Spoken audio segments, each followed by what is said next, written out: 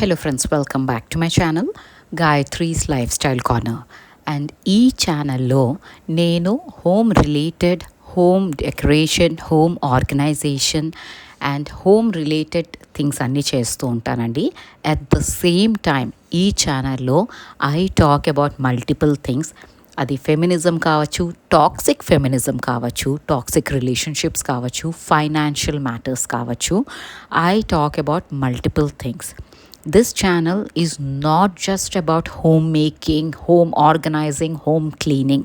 అది తప్పు అని నేను అనట్లేదండి. But at the same time, as a homemakers, we should be well versed with everything which is happening around. అంతేకాని 24 గంటలు ఇల్లే ప్రపంచం, ఇల్లే లోకం, నేను ఇంటినే కడిగిందే కడుగుతాను, తుడిచిందే తుడుస్తాను, బూజులు దులుపుకుంటాను, ఇదొక్కటే ఉండదండి. నా ఛానల్లో content would not only be about taking care of the house or cleaning the house again and again. ఇది ఒక డిస్క్లైమర్ లాగా ఇస్తున్నానండి. My channel is not only about cleaning, it's about multiple aspects. And coming back to the vlog, ఇవాళ breakfast నుంచి అయితే vlog start చేసేసానండి. Breakfast చేసి ఇంకా అనంత వర్క్కి వెళ్ళిపోయినాక నేను నిన్న దలియా దోశల పిండి అయితే వేసుకున్నాను, పప్పు. సో అది పిండి పట్టేస్తున్నాను. యాక్చువల్లీ దలియా దోశలకి నేను మిక్సీనే యూజ్ చేస్తానండి. I don't use wet grinder.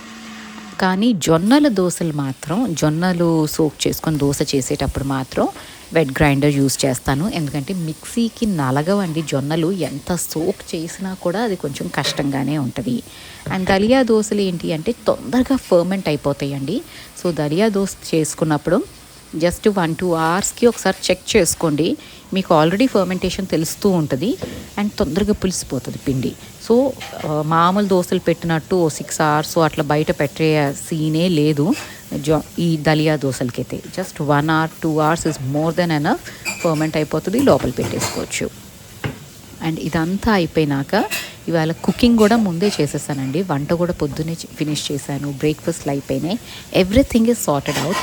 So kitchen అంతా ఒక్కసారి వైప్ అయితే చేసేసుకుంటున్నాను. అండ్ ఇవాళ నేను ప్రిపేర్ చేసుకుంటాను కదా సిట్రస్ సొల్యూషన్, అది దాంతోనే క్లీన్ చేసుకుంటున్నానండి. అది నాకు చాలా వర్కౌట్ అవుతుంది. ఎస్పెషలీ యాంట్స్, ఇంట్లో నాకు యాంట్స్ ప్రాబ్లం అయితే ఎక్కువ ఉందండి. ఒక చిన్న వస్తువు ఏదైనా కింద పడ్డా కూడా ఇమ్మీడియట్లీ వచ్చేస్తుంది.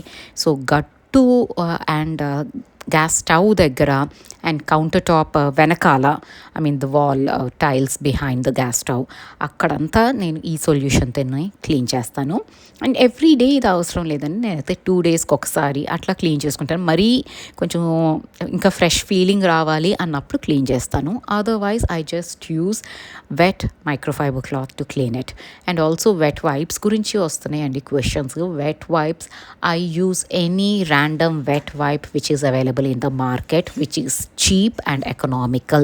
There is no set rule because నేను వెట్ వైప్స్ ఏవో బ్యాక్టీరియాని కిల్ చేస్తాయని యూజ్ చేయనండి. నాకు క్లీనింగ్ ప్రాసెస్ ఈజీగా ఉంటుంది అనేసి యూజ్ చేస్తాను.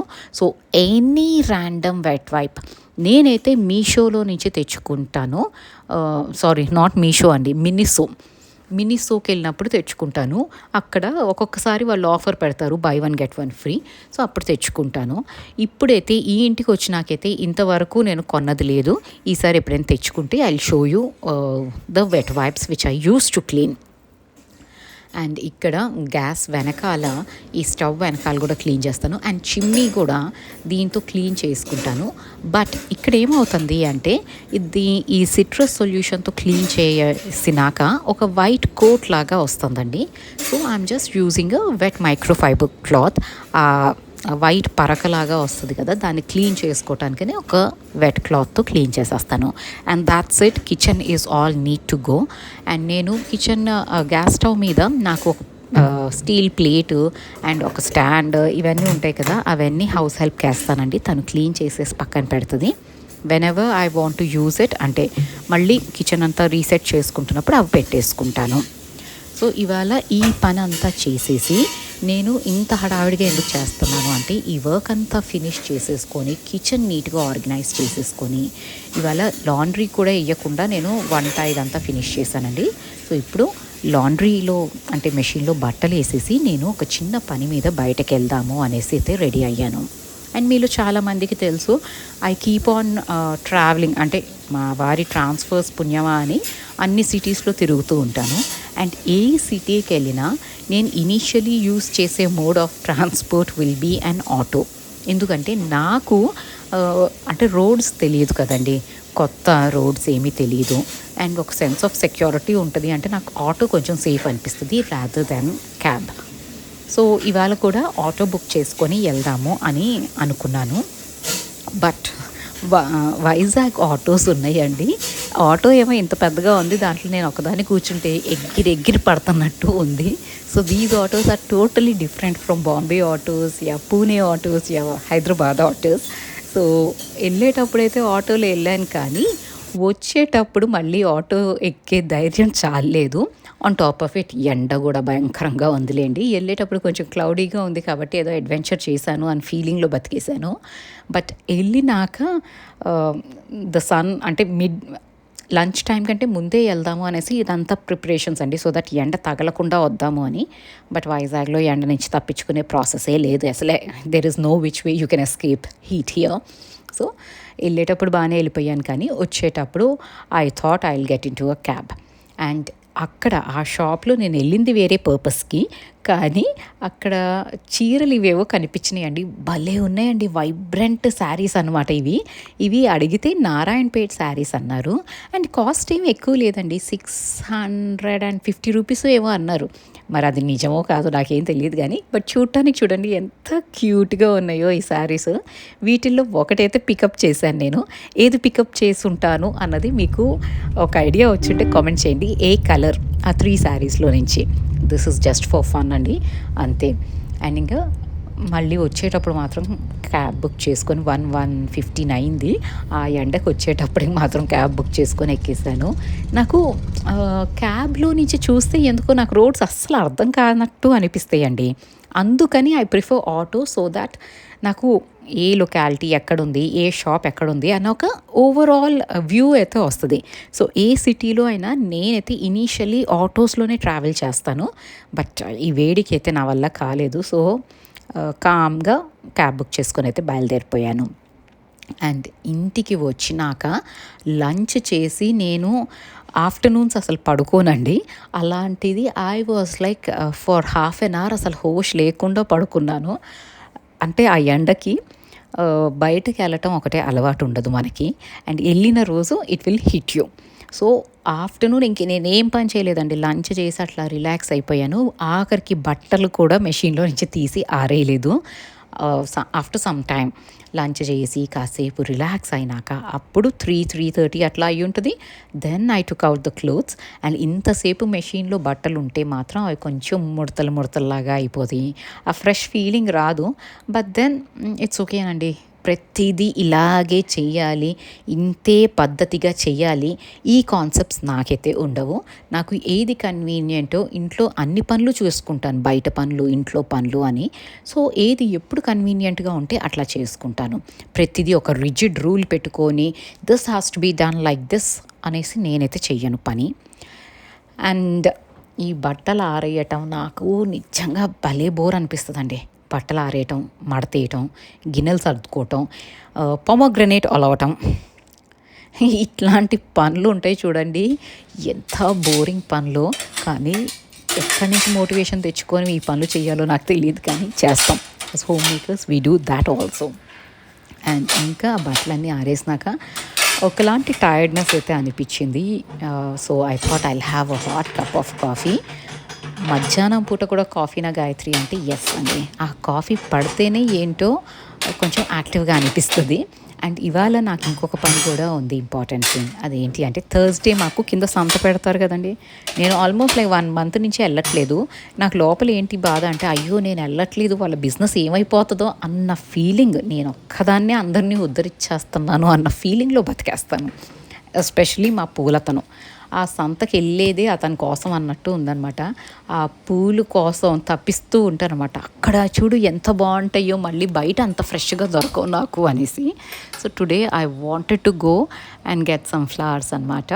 అండ్ అక్కడ ఏంటంటే రోజెస్ అట్లాంటివి కూడా దొరుకుతాయండి. మామూలుగా అన్ని చోట్ల రోజెస్ దొరకట్లేదు, దొరికినా కూడా అంత ఫ్రెష్గా ఉండట్లేదు.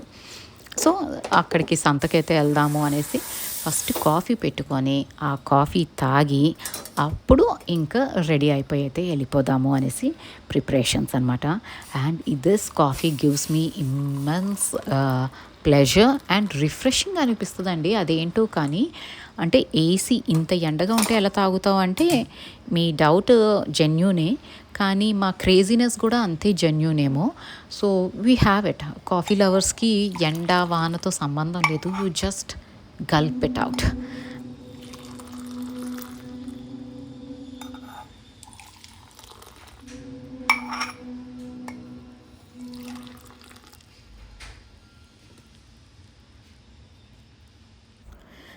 ఇంకా ఆ సంతకైతే వెళ్ళి కొన్ని వెజీస్, కొన్ని ఫ్రూట్స్ అన్నీ తెచ్చుకోనండి నేనైతే. అంతా కొంచెం కొంచెం, బికాస్ మళ్ళీ అవన్నీ క్యారీ కూడా చేయాలి కదా. సో అన్నీ కొంచెం కొంచెం తెచ్చుకుంటాను. అండ్ జస్ట్ 1-2 డేస్కి సరిపడే వెజీస్ ఇవి తెచ్చుకుంటాను. అదర్వైజ్ ఆల్సో ఇక్కడ వైజాగ్లో వెజిటేబుల్స్ అయితే ఎక్కడైనా ఫ్రెష్గానే ఉంటాయండి. ప్రైస్ ఏమైనా డిఫరెన్స్ ఉంటుందేమో నాకు పెద్ద ఐడియా లేదు, కానీ they are always fresh. Flowers ఒకటి, వెజ్జీస్ ఒకటి చాలా ఫ్రెష్గా ఉంటాయండి. అండ్ యాక్చువల్లీ నాకు ఒకళ్ళు చెప్పారనమాట, ఆనందపురం అనేసి వైజాగ్ నుంచి దగ్గరే అంట, అక్కడ ఫ్లవర్ మార్కెట్ ఉంటుంది అని. నాకు అది తెలిసిన దగ్గర నుంచి నేను రోజు అనంతని ఎప్పుడైనా వెళ్దామా, ఫ్లవర్ మార్కెట్కి వెళ్దామా, అక్కడ పూలు చూద్దామా అనేసి అడుగుతూ ఉన్నాను. And he thinks I'm crazy. ఎందుకంటే పూల కోసం మామూలుగా ఇక్కడ ఇస్తే 100 రూపాయలు ఇస్తే వస్తే, దానికోసం అక్కడ వరకు వెళ్ళి పెట్రోల్ వేస్ట్, మళ్ళీ అక్కడి నుంచేవో తెచ్చుకొని, అది దండగే కదా. If you are really calculating what you are doing is nonsense అంటారు, విచ్ ఇస్ ట్రూ. కానీ ఆ ఫ్లవర్స్ అన్నది ఏంటోనండి, అవి బాగుంటాయి కదా, వాటితో అసలు అట్లా చూస్తూ ఉంటేనే ఒకలాంటి పాజిటివ్ ఎనర్జీ వస్తుంది. అండ్ ఇంట్లో ఎక్కడంటే అక్కడ ఫ్లవర్స్ పెట్టుకుంటూ ఉంటే, ఎస్ కాస్ట్ ఒకటి ఇంట్లో వాళ్ళు బాగా తిడతారు, కాస్ట్ పెరిగిపోతుంది కాబట్టి, but it gives me immense happiness, చాలా బాగా అనిపిస్తుంది. సో కానీ మెయింటైన్ చేయటం ఒకటి టఫ్ అండి. ఇంట్లో ఎక్కడంటే అక్కడ పూలు పెట్టారు అంటే హౌస్ ఫ్లైస్ కూడా వస్తాయి, అప్పుడు ఇంట్లో వాళ్ళు కూడా తిడతారు, మనల్ని బాగా తిడతారు. So it's better we balance it out. And ఇక్కడ వెజ్జీస్ ఇవన్నీ తెచ్చాను. సో అవే సార్ట్ అవుట్ అయితే చేసుకుంటున్నాను. ఇక్కడికి వెళ్ళి వచ్చినాక ఈ పని ఉంటుందండి, నాకు ఈ పని మాత్రం భలే బోరింగ్ అనిపిస్తుంది. వెళ్ళి రావటం ఎంత ఎక్సైటింగ్గా ఉంటాయో. అండ్ ఆ సంతలో అన్ని స్మాల్ లిటిల్ ఫనీ థింగ్స్ ఉంటాయండి, నాకు అవి భలే నచ్చుతూ ఉంటాయి. అంటే ప్లాస్టిక్ డబ్బాలు, that's a low grade plastic, you can't compare IKEA or a home center plastic, but they have it. So అవన్నీ చూస్తూ ఉంటాను, నేను కొనేదేమీ ఉండదు కానీ అన్ని షాపులకి వెళ్ళి చూస్తూ ఉంటాను. ఎవరో నాకు పిచ్ అని మాత్రం డెఫినెట్లీ ఫిక్స్ అయిపోయి ఉంటారు ఈ వీడియో కంక్లూడ్ అయ్యేసరికి మీలో. బట్ నాకు అదొక ఫ్యాసినేటింగ్గా అనిపిస్తుందండి, ఆ సంతకెళ్ళి అన్నీ చూడటం, అన్నీ వెతుకుతూ ఉంటాను, తిరుగుతూ ఉంటాను.